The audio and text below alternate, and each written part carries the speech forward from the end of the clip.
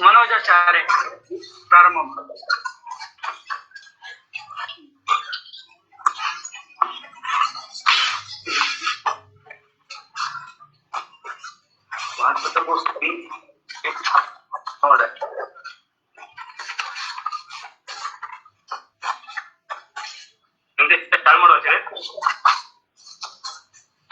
ಶುರು ಮಾಡಿ.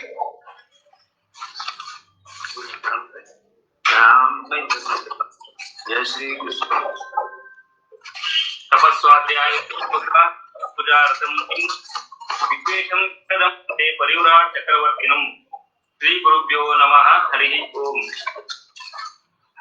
विशेष तीर्थ विश्व दर्शन कार्यक्रम में आप सभी श्रद्धालुओं का आदर पूर्वक स्वागत। आज हमारे बीच में उदासीन अखाड़ा के महामंडलेश्वर परम पूज्य श्री श्री हरिचेतनानंद जी महाराज जी उपस्थित है। उनको स्वागत करने के लिए पूर्ण प्रज्ञ विद्यापीठ के प्राध्यापक विद्वान हरिनाथ आचार्य जी को आमंत्रित करता हूं। विद्यामान्य राजशिष्यं राष्ट्रमान्येतीश्वरं प्रपंचमानितं वंदे विश्वेश गुरुशेखरम्। परम पूज्य श्री विश्वेश तीर्थ महाराज जी हमारा राष्ट्र की अखंडता, संस्कृति और समाज की उत्तमता के लिए बहुत परिश्रम किए हैं। दलित लोग हिंदू समाज की एक अविभाज्य अंग है इति घोषण करके हिंदू समाज में एकता के लिए पूरे देश में अनेक बार संचार करते हुए हमारा समाज की एकीकरण के लिए साधन थे है। सह सद्गुणों का महान खनि है। पूज्य महाराज ने इन सद्गुणों का समाज में प्रकट करते हुए समाज की प्रेरणा शक्ति है। अतएव श्री विश्वेश तीर्थ विश्व दर्शन इति कार्यक्रम को आयोजित की गई। आज इस कार्यक्रम में श्री हरिचेतनानंद महाराज जी भाग ले रहे हैं। महाराज जी ने उदासीन अखाड़ा की महामंडलेश्वर है। नर्मदा नदी उगम स्थान अमरकंटक हमारा देश में पवित्र क्षेत्र है। महामंडलेश्वर पूज्य श्री कमलादास महाराज जी ने आश्रम स्वीकार किया है। इनके भागवत कथा, रामायण कथा, उपन्यासों को लक्षाधिक संख्या में भारतवासी लोग सुनने के लिए सम्मिलित होते हैं। पूज्य श्री हरिचेतनानंद महाराज जी का बोलने का प्रवचन सुनने के लिए श्रद्धालुओं का कान तरसते हैं। सभी श्रद्धालुओं का कान तरसते हैं। हिंदू धर्म में बहुत आदर, श्रद्धा और गौरव के सब रहते हैं। साधु संतों की समावेश में जिम्मेदारी निभाने में दक्ष समर्थ माना जाता है। अब इस कोरोना समय में भी संदिग्ध संकट परिस्थितियों में संकष्ट जनों का सहाय भी किए हैं। परम पूज्य विश्वेश तीर्थ महाराज से आयोजित सब कार्यक्रम और संत सम्मेलनों में भाग लेकर कार्यक्रम का बहुत शोभा बढ़ाए है। इनके परम पूज्य विश्वेश तीर्थ श्रीपाद जी की साथ अधिक वर्षों का परिचय और संबंध भी था। विश्वेश तीर्थ महाराज जी के साथ आप जो विशेष विशिष्ट गुण देखा है और जो मन में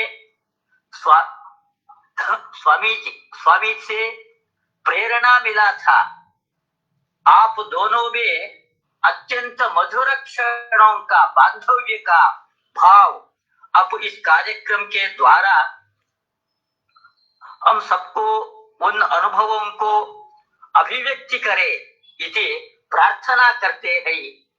आपको पुनः हमारा स्वागत, प्रणाम पूर्वक स्वागत, प्रणाम पूर्वक स्वागत। वसुदेव सुतम देवम कंस चाणूर मर्दनम देवकी परमानंदम कृष्णम वंदे जगद्गुरुम जन्माद्यस्य तोन्वयादितश्चार्थेष्वभिज्ञस्वराट् तेने ब्रह्म हृदय आदि कवये मुह्यन्ति यत्सूरयो तेजो वारिमृदां यथा विनिमयो यत्र त्रिसर्गो मृषा धाम्ना स्वेन सदा निरस्तकुहकं सत्यं परं धीमहि। परम श्रद्धेय पूज्य चरण विश्व विश्रुत विश्वेश तीर्थ जी के विश्व दर्शन का यह अद्भुत अलौकिक अनुपम एक इस विश्व दर्शन के माध्यम से एक संदेश पेजावर मठ से जुड़े हुए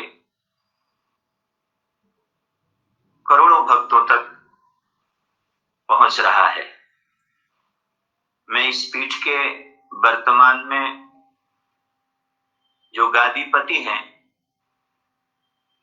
विश्व प्रसन्न तीर्थ जी को और पेजावर मठ में रहने वाले सभी विद्वानों को नमन करता हूं, वंदन करता हूं। विश्व तीर्थ जी महाराज विलक्षण प्रतिभा के धनी थे। अधुनातन काल से हमारी संन्यास परंपरा में लब्ध प्रतिष्ठ महापुरुषों की एक श्रृंखला चली आई है। उसी श्रृंखला में विश्व तीर्थ जी महाराज थे। क्योंकि मुझे लगभग 3 दशकों तक कई सभाओं में, कई सम्मेलनों में और हमारे पास में जो मध्वाश्रम है उसमें उनके दर्शन करने का सौभाग्य मिला। मैं ये कह सकता हूं कि वो इस सदी के महान संत थे, परहित के लिए जीते थे। संत बिटप सरिता गिरिधरनी परहित हेतु सबन के करनी। उन्होंने भारतीय संस्कृति के संवर्धन के लिए, संरक्षण के लिए बहुत बड़ा कार्य किया है। देखो, दक्षिण भारत में आचार्य हुए हैं, उत्तर भारत में अवतार हुए हैं। दक्षिण भारत में जो आचार्य हुए हैं उन्हीं आचार्यों में मैं विश्व दर्शन नामक ये जो संदेश जन जन तक पहुंच रहा है, मैं इसके माध्यम से करोड़ों देशवासियों को कहना चाहता हूं कि पूज्य स्वामी जी एक उच्च कोटि के संत थे। वो जितने बड़े विद्वान थे उतने ही सरल थे, उतने ही सहज थे और बड़ी सरलता से, सहजता से आप उनका दर्शन बहुत नजदीक से कर सकते थे। आज इस देश में एक बार जहां गुरुकुली व्यवस्था और स्वाध्याय की जो परंपरा हमारे ऋषि मुनियों ने प्रारंभ की थी, जब वो स्वाध्याय की परंपरा समाप्ति के कागार पर थी, ऐसे समय में पूज्य विश्व तीर्थ जी महाराज ने उस स्वाध्याय की परंपरा को, वेदांत के ग्रंथों के स्वाध्याय को, ब्रह्म सूत्र को, विचार सागर को, प्रस्थानत्रयी को, इन ग्रंथों का स्वाध्याय कराया। और स्वाध्याय करा करके उन्होंने बड़े बड़े विद्वान तैयार किए और उन विद्वानों से कहा कि आप पंचदेवोपासना और भारतीय संस्कृति के प्रचार के लिए, प्रसार के लिए आप जाइए। चाहे वो जब वो हरिद्वार में आते थे मैंने ऐसा विलक्षण संत अपने जीवन में नहीं देखा। मैंने जब भी उनका दर्शन किया या तो पूजा में थे तब दर्शन हुआ। ये जो पू शब्द है संस्कृत का है। पू माने ऐश्वर्य होता है, जा माने प्राप्ति होती है। उनका एक संदेश है कि कई लोग कहते हैं कि साहब कई ये साधु संत पूजा पाठ करते रहते हैं, इस पूजा पाठ से प्राप्त क्या होता है? मेरा निवेदन है कि पू माने ऐश्वर्य है, जा माने प्राप्ति है, और इस राष्ट्र को ऐश्वर्य की प्राप्ति हो, ये राष्ट्र समृद्धिशाली बने, ये आत्मनिर्भर बने, ये संदेश भी पूज्य स्वामी जी महाराज ने कोरोना संक्रमण काल से पहले ही दे दिया था। उन्होंने कहा था प्रत्येक व्यक्ति जो किसी भी मजहब का हो वो अपनी परंपरा के अनुसार, अपने आचार्य परंपरा के अनुसार, गुरु परंपरा के अनुसार पूजा अवश्य करे। मैंने उनको जब भी उन महाराज का दर्शन किया पूजा करते हुए किया। मैंने महाराज जी का जब दर्शन किया स्वाध्याय करते हुए किया, वो स्वाध्याय कर रहे होते थे। मैंने जब भी उनका दर्शन किया स्वाध्याय कराते हुए किया। अभी ब्रह्मलीन होने से कुछ समय पूर्व हरिद्वार में आए थे हम, 2-3 संत उनके दर्शन के लिए अचानक चले गए। हमने देखा वो ब्रह्मचारियों को स्वाध्याय करा रहे थे, ब्रह्मचारियों को स्वाध्याय करा रहे थे, और स्वामी जी महाराज बड़ी सरलता से सहजता से बैठे थे। मैंने यहाँ हरिद्वार में हरिसेवा आश्रम में 2 बड़े सम्मेलन किए। कुछ वर्ष पूर्व जब एक विराट सम्मेलन मैंने यहाँ कर रखा, तो जहाँ देश के शीर्ष संत थे, जिसमें पूज्य योग गुरु बाबा रामदेव जी महाराज थे, जिसमें शंकराचार्य थे और सभी अखाड़ों के संत महामंडलेश्वर थे, तो उसमें पूज्य स्वामी विश्वेश्वर तीर्थ जी महाराज भी थे। और जैसे ही पूज्य विश्वेश्वर तीर्थ जी महाराज मंच में आए तो सभी संतों ने उनका अभिनंदन किया, क्योंकि वो इस सदी के महान संत थे और उनके शरीर में वो कटी वस्त्र पहनते थे। उन्होंने कभी जीवन में सिला हुआ वस्त्र नहीं पहना है। साधु का जो वेश है, साधु की रहनी कैसी हो, कहनी कैसी हो, वो सब उनसे सीखने की आवश्यकता है। आज की पीढ़ी के इन संतों को भी उनसे बहुत कुछ प्राप्त हुआ है, और उन्होंने भारतीय संस्कृति में हिंदुत्व के लिए एक बहुत बड़ी लड़ाई विश्वेश्वर तीर्थ जी महाराज ने लड़ी। राम मंदिर के आंदोलन में मुझे स्मरण आ रहा है, यो तो राम मंदिर के आंदोलन में सभी लोगों ने अपनी अपनी भूमिका निभाई। कबीरा कुआं एक है, बनिहारी अनेक, बर्तन सबके न्यारे हैं, पर पानी सब में एक। विश्व हिंदू परिषद के जब जब कार्यक्रम हुए और हम उन कार्यक्रमों में गए, तो उन कार्यक्रमों में विश्वेश्वर तीर्थ जी महाराज का दर्शन सभी संतों को हुआ। और मैं आपको कहना चाहता हूँ, जो भी इस संदेश को सुन रहे हैं, जहां तक ये संदेश जा रहा है, समुद्र पार भी, विदेशों में बैठे हुए लोग भी, क्योंकि पेजावर मठ एक ऐसा मठ है, पेजावर मठ ने उपदेश ही नहीं किया है। पेजावर मठ ने एक समय में जब उत्तर भारत का गंगा जल दक्षिण भारत जाता था और दक्षिण भारत का रावल योगी बद्री विशाल में आकर के बद्री विशाल की पूजा करता था, और वो कर सकता था बद्री विशाल की पूजा जिसको 3 वेद कंठस्थ हों। उन्होंने उत्तर भारत को उत्तर को दक्षिण से जोड़ा और दक्षिण को उन्होंने उत्तर से जोड़ा। ऐसे समन्वय करने वाले युग पुरुष विश्वेश्वर तीर्थ जी को मैं पुनः नमन करते हुए यही कहता हूँ कि ऐसे संत यदा कदा आते हैं। आपको मैं निवेदन करना चाहता हूँ, उत्तर भारत में अवतार हुए हैं और दक्षिण भारत में आचार्य हुए हैं, लेकिन मेरे को ऐसा महसूस होता है, ये मेरा अपना व्यक्तिगत भाव है, मुझे ऐसा लगता है कि दक्षिण भारत में भी एक अवतार हुआ और वो अवतार विश्वेश्वर तीर्थ जी के रूप में हुआ। मुझे वो अवतारी पुरुष मालूम पड़ते हैं। उनकी सादगी और उनका मुस्कुराता हुआ चेहरा और उनके चेहरे पर जो तेज था और उनके वस्त्रों में जो सादगी थी कि साधु के शरीर में जो है वस्त्र कैसा होना चाहिए, वो आज भी मेरे को बोलते बोलते हुए भी नजर आता है। अभी 2 वर्ष पूर्व यहाँ हरिसेवा आश्रम में एक सम्मेलन हुआ, जिसमें मेरे पूज्य गुरुदेव तपस्वी कल्याण बाबा जी भी उपस्थित थे और हमारे गुरुदेव भी बड़े प्रसन्न हुए। शरीर में वार्धक्य था, उसके बाद भी पूज्य स्वामी जी महाराज 2 घंटे बैठे रहे।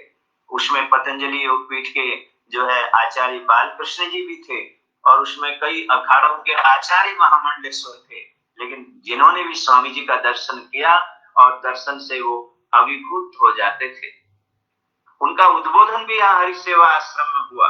और मैं सभी देशवासियों को कहना चाहता हूँ, सनातन संस्कृति के लिए, हिंदुत्व के लिए इस महापुरुष ने जो कार्य किया, ऐसे महापुरुष शायद इसी कार्य के लिए आते हैं। ये साधु सुधार के लिए आता है, परमात्मा उद्धार के लिए आता है। भगवान ने उद्धार किया, उसमें गणिका है, गीध है, अजामिल है, इसका उद्धार किया, उसका उद्धार किया, लेकिन परमात्मा सुधार नहीं कर सकता है। वो सुधार के लिए किसी संत को भेजता है। कभी कभी वेदों का प्रचार प्रसार करने के लिए वो ब्रह्मा के रूप में आ जाता है, वो भक्ति का प्रचार प्रसार करने के लिए नारद के रूप में आ जाता है, वो श्रीमद् भागवत जैसे पवित्र ग्रंथ का प्रसार करने के लिए जो परमहंस संहिता है, उसके लिए वो सुखदेव जी के रूप में आ जाता है। उत्तर को दक्षिण से और दक्षिण को उत्तर से जोड़ने के लिए वो फिर विश्वेश्वतीर्थ के रूप में आ जाता है। उन्होंने अनेक शिक्षण संस्थान बनाए। मैं अक्सर संतों को कहा करता हूँ अपने संदेश के माध्यम से, आज हम मठ भी बनाए, मठों की आवश्यकता है, क्योंकि मठ रहेंगे, हमारे मंदिर रहेंगे। ये मठ नहीं, ये मंदिर नहीं, ये संस्कारों की भूमि है। यहाँ से व्यक्ति संस्कारित होकर के जाता है। आज व्यक्ति चंद्रमा में चला गया, मंगल में चला गया, तारे गिनने लगा, लेकिन आज शिक्षा के उच्च शिखर पर उच्चस्थ जो हैं, वो भी ये कह रहे हैं कि मनुष्य के भीतर कई बार स्कूल से, कॉलेज से और यूनिवर्सिटी से डिग्री लेने के बाद उसके जीवन में अवसाद होता है, क्योंकि शिक्षा के साथ में संस्कार का होना बहुत जरूरी है। और उन्होंने शिक्षा के साथ संस्कार दिया। उन्होंने बच्चों में, उन्होंने कहा कि बच्चों को बचपन से संस्कार दो। मैं उसका प्रत्यक्षदर्शी हूँ। ऐसे ही महापुरुष को मैं पुनः वंदन करते हुए मैं एक बात कहना चाहता हूँ। उनका एक सपना था। उनका सपना था कि मैं राम मंदिर के निर्माण की उस तिथि में, जब अयोध्या में भव्य दिव्य अनुपम अद्भुत अलौकिक राम मंदिर के निर्माण का मार्ग प्रशस्त हो करके उसका भूमि पूजन हो, तो मैं उस भूमि पूजन में सम्मिलित रहूं। और वो उससे पूर्व ब्रह्मलीन हो गए, लेकिन उनके सपने को साकार उनके परम शिष्य विश्व प्रसन्न तीर्थ जी महाराज ने किया। मेरा विश्व प्रसन्न तीर्थ जी महाराज से एक निवेदन है, आप अपने गुरु की महिमा को आप इतना बढ़ाएं जितनी महिमा स्वामी विवेकानंद जी ने रामकृष्ण परमहंस की बढ़ाई। मैं आपको कहना चाहता हूं, रामकृष्ण परमहंस बोले नहीं, मौन रहे, वो कभी मुखर नहीं हुए, लेकिन स्वामी ही विवेकानंद जी ने कहा, क्योंकि एक सभा में स्वामी विवेकानंद बोल रहे थे और सामने एक चित्रकार बैठा चित्र बना रहा था, और उसने चित्र बनाया। जब सभा को स्वामी विवेकानंद जी ने अपने वक्तव्य को विराम दिया, तो वो चित्रकार मंच में पहुंचा। उसने कहा, स्वामी जी आप इस चित्र को पहचानते हैं? बोले हाँ, ये मेरे पूज्य गुरुदेव का चित्र है। स्वामी जी आप एक बात बताएं कि जब आप बोल रहे थे तो मैंने देखा आपके पीछे जो है एक तस्वीर थी, और उसी तस्वीर को मैंने अपनी कलम से अंकित किया है।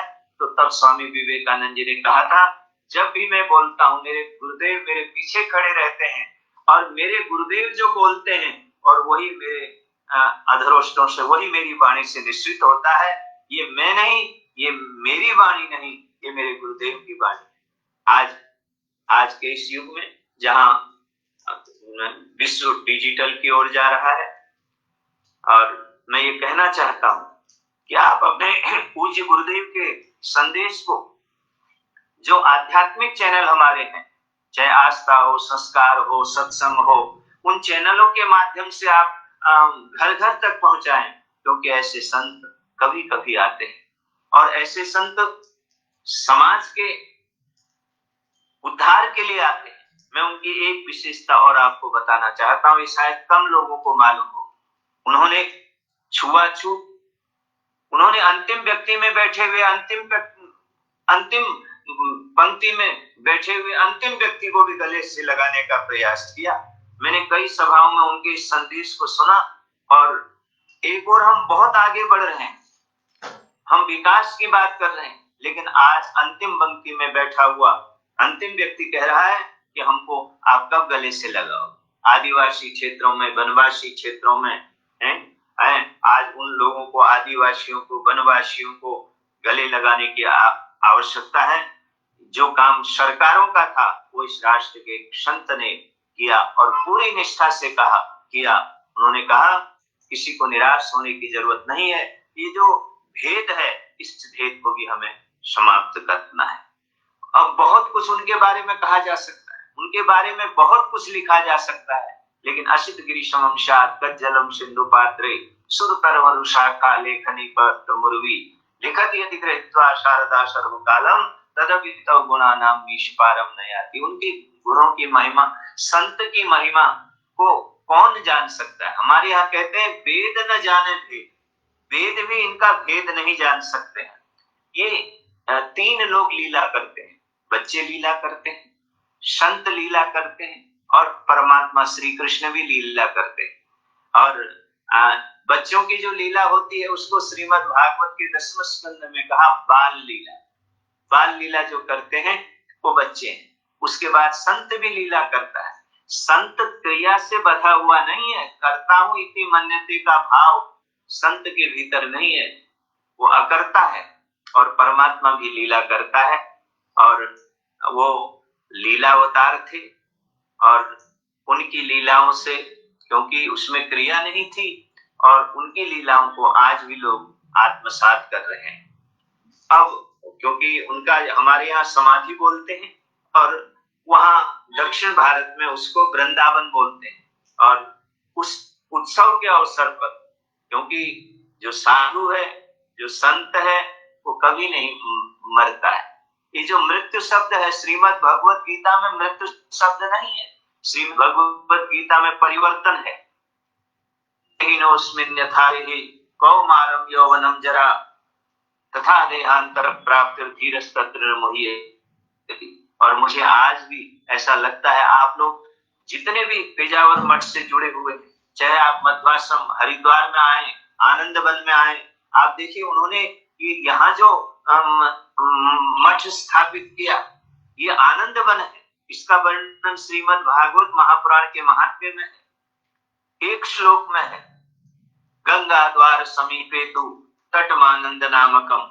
आप जब आश्रम में, मध्वाश्रम में आएंगे या पेजावर मठ में इस समय जो बैठे हुए हैं, मैं उनसे निवेदन करूंगा यहाँ से आप अपनी दाईं और बाईं और ऊपर नीचे जहां भी आप देखेंगे आपको विश्वेश तीर्थ ही दिखाई देंगे। ईशावास्य उपनिषद का पहला मंत्र, ईशावास्य विद्गुम सर्वम यत्किंच जगत्याम जगत तेन त्यक्तेन भंजिता मागधकस्यसिद्धनम। जैसे संसार के सूक्ष्म अणु परमाणु में परमात्मा की सत्ता है, और ऐसे ही जो गुरु सत्ता है, गुरु सत्ता के बिना जो है परमात्मा की सत्ता को हम समझ नहीं पाएंगे, क्योंकि सद्गुरु के हाथ में परमात्मा का हाथ छुपा हुआ है।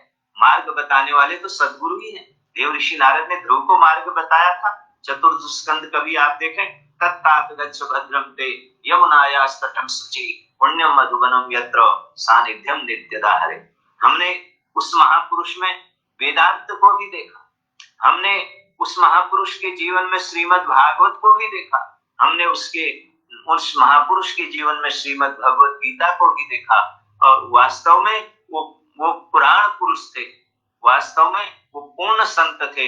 जो भी उनके पास बैठता था, जो असहज हो वो भी सहज हो जाता था, अहंकारी अहंकार शून्य हो जाता था, क्योंकि वो इतने सरल थे। उनको कोई आसन की जरूरत नहीं, कोई मान दे तो भी वो मुस्कुराते थे, कोई मान ना दे तो भी वो मुस्कुराते थे। तथा मान अपमानयो, जो मान और अपमान से ऊपर उठ करके जीते थे। त्रैगुण्य विषया वेदा निस्त्रय गुण्यो भवार्जुनो, ऐसे महापुरुष विश्वेश तीर्थ जी महाराज थे।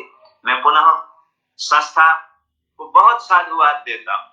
आपने जो एक पहला प्रयास किया, मैं अभी इसमें फुल स्टॉप नहीं लगा रहा हूँ, मैं अभी इसमें पूर्णग्राम नहीं लगा रहा हूँ, मैं कॉमा दे रहा हूँ। यह आपका पहला प्रयास है।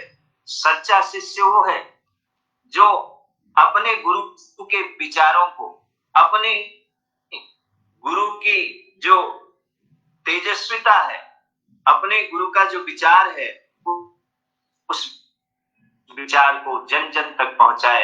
हमारे पास बहुत साधन है, हम उन साधनों के माध्यम से हम पेजावर मठ से जुड़े हुए ही नहीं, हम दक्षिण भारत में ही नहीं, हम कश्मीर से लेकर के कन्याकुमारी तक उस महापुरुषों के विचारों को पहुंचाएं।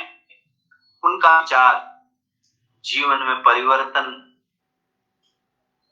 लाने वाला विचार के जीवन में परिवर्तन आता है। व्यक्ति का आचार ठीक हो, व्यक्ति का विचार ठीक हो, तो फिर उसका लाइफ स्टाइल भी बदल जाता है। उसके उठने का ढंग, उसके बैठने का ढंग, उसके बोलने का ढंग, उसके चलने का ढंग अपने आप बदल जाता है। और ये विश्वेश तीर्थ जी महाराज ने कह के नहीं, उनके पास जो भी बैठा, उनके जो सुगंध थी, उनकी साधना की जो सुगंध थी, महापुरुष जहां बैठते हैं, साधु जहां बैठता है, और उसकी साधना की सुगंध मीलों दूर पहुंच जाती है। जैसे मीलों दूर पुष्प खिलता है, तो भ्रमर को आमंत्रण करने की आवश्यकता थोड़ी ही होती है, वो अपने आप बिना सूचना के वो गंध उसको वहां खींच करके ले जाती है। ऐसे ही वो एक उच्च कोटि के साधक भी थे और उच्च कोटि के वो सिद्ध भी थे, साधक भी थे, सिद्ध भी थे, और उन्होंने अपना संपूर्ण जीवन मानवता की सेवा के लिए समर्पित किया हुआ था। मैं यही उनके जीवन से बहुत प्रेरणा ली, और आज भी लोग के संदेश दे रहे हैं। मैं इन्हीं इस सदी के उस महान संत को वंदन करते हुए, नमन करते हुए अपनी वाणी को विराम दूं। मैं वर्तमान में जो तीर्थ जी महाजावर मठ में जो गद्दी नशीन है, मैं उनसे निवेदन करूंगा, जब आप हरिद्वार आए तो आश्रम में भी आए। अपने गुरुदेव के संस्कार, उन्होंने हिंदू संस्कृति के लिए, सनातन संस्कृति के लिए, पंचदेवोपासना के लिए बहुत बड़ा कार्य किया है। और मैं इस देश के यशस्वी प्रधानमंत्री माननीय मोदी जी को भी बहुत साधुवाद देता हूँ, माननीय अमित शाह जी को भी बहुत साधुवाद देता हूँ कि एक महापुरुष के निर्वाण पर हमारे देश के गृह मंत्री वहां पहुंचे और उन्होंने मान दिया, और उन्होंने कितना बड़ा कार्य जो है हिंदुत्व के लिए किया। उनका त्याग, उनका तप, और उसको भी उन्होंने मान दिया कि उनके परम शिष्य को राम जन्मभूमि आंदोलन से वो जुड़े रहे। जब अयोध्या में भव्य और दिव्य राम मंदिर का शिलान्यास कार्यक्रम हुआ, उससे पूर्व ही वो जो ट्रस्ट है, उस ट्रस्ट में विश्व प्रसन्न तीर्थ को भी जोड़ा है। और बहुत बहुत साधुवाद, बहुत बहुत नमन। सर्वे भवन्तु सुखिनः, सर्वे सन्तु निरामया, सर्वे भद्राणि पश्यन्तु तो मा कश्चित् दुःख भाग् भवेत्। शांति शांति शांति। हरि ओम। गुरु जी को विश्वेश तीर्थ विश्व दर्शन कार्यक्रम में भाग लेकर गुरु जी का जो मकसद था, और गुरु जी के साथ उन्होंने कई सभाओं में साथ मिलकर बहुत सभाओं ने चलाया है। इस कार्यक्रम में आज हमारे साथ गुरु जी आके, और एक बात उन्होंने गुरु जी ने बताया है, एक हमें ही इस बारे में पता नहीं था। एक बड़े संतों के साथ, एक बड़े आदमी के साथ सिर्फ बड़ा आदमी ही मिल सकता। विश्वेश तीर्थ महाराज जी के साथ वो जो कहां से दूर बैठा हुआ आदमी भी आके गुरु जी के साथ वो मिलके बात करते थे। एक सरल व्यक्ति विश्वेश तीर्थ महाराज जी थे करके इतना अनेक विषय के बारे में गुरु जी का जो साथ, उनका जो अनुभव था और उनके अंतराल से जो शब्द निकले थे, वो हम सभी सुन के बहुत आनंदित हुए हैं। ये गुरु जी को हरि विश्वेश तीर्थ विश्व दर्शन कार्यक्रम में आने इस अवसर पर हम गुरु जी को आदर प्रणाम पूर्वक समर्पण करते हैं।